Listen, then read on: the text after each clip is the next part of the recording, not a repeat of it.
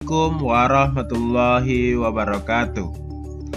Selamat pagi anak-anak. Jumpa lagi bersama Ustadz. Hari ini kita akan belajar tema 1, masih subtema 4, pembelajaran yang keempat. Kita lanjut saja ya. Ayo mengamati. Perkembangbiakan tumbuhan dengan umbi. Perkembangbiakan tumbuhan juga dapat dilakukan dengan umbi. Ada umbi batang, umbi lapis, dan umbi akar. Kentang dan ubi jalar adalah contoh tanaman yang berkembang biak dengan umbi batang. Ini contohnya. Ini gambar kentang dan ini gambar ubi jalar. Kalau kata orang Jawa ini namanya telo rambat. Nah, biar tahu ya, telo rambat. Lanjut. Bawang dan bunga bakung berkembang biak dengan umbi lapis. Sedangkan wortel dan singkong berkembang biak dengan umbi akar. Kalian kalau pernah memotong bawang merah, di dalamnya ini ada lapisan-lapisan seperti ini. Ini namanya umbi lapis. Kalau ini gambar dari singkong. Kalau kata orang Jawa namanya telo tapak. Kalau ini gambar wortel. Ini makanan kesukaannya kelinci. Lanjut.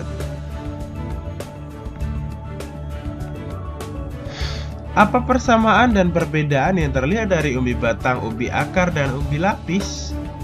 Ada yang tahu?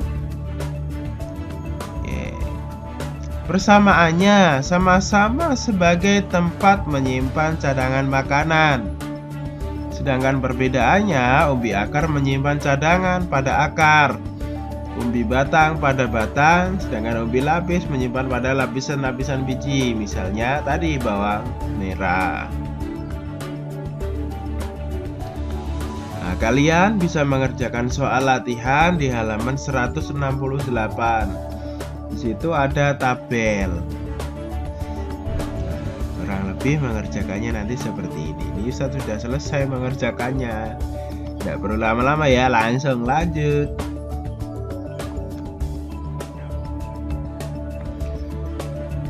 Ini contoh cara perkembangbiakan dari tanaman bawang merah. Bawang merah berkembang biak dengan cara kawin dan tak kawin. Dalam proses perkembangbiakan kawin, penyerbukan bawang dibantu oleh lebah dan serangga lainnya sebelum menjadi benih atau biji yang siap tumbuh sebagai individu baru.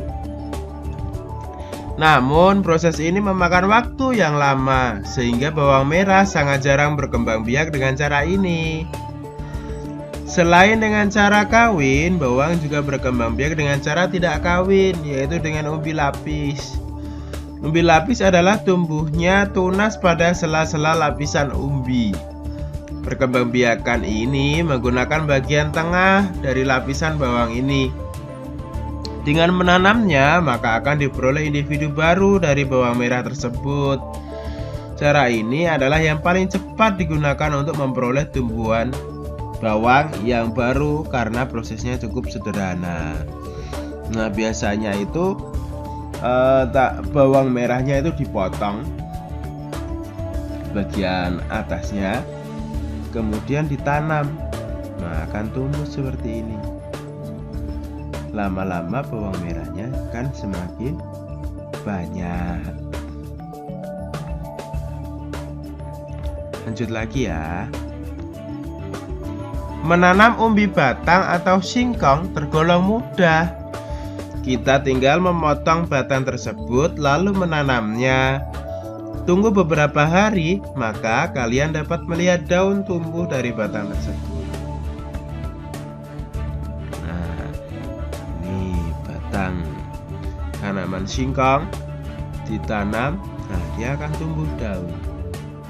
Lama-kelamaan di dalam tanah akan keluar umbi akarnya, keluar singkongnya.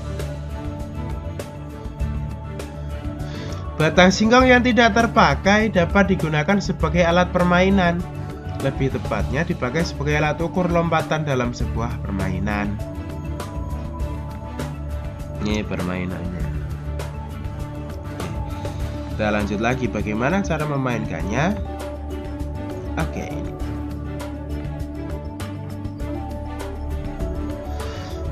Cara bermainnya, yang pertama, siapkan garis batas sebagai garis tanda awal lompatan. Yang kedua, siapkan batang untuk alat mengukur lompatan. Nah, bisa menggunakan batang singkong tadi. Yang ketiga, mulailah mengambil ancang-ancang. Yang keempat, berlarilah sampai garis batas lompatan. Yang kelima, melompatlah sejauh-jauhnya dari garis tersebut. Kemudian beri tanda batas hasil lompatanmu. Ukurlah jarak lompatanmu menggunakan batang singkong tadi. Dan terakhir, urutkan temanmu dari yang paling jauh lompatannya.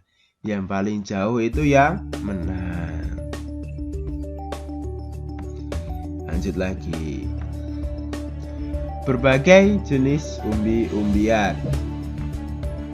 Umbi-umbian merupakan makanan yang sangat digemari oleh sebagian besar penduduk Indonesia.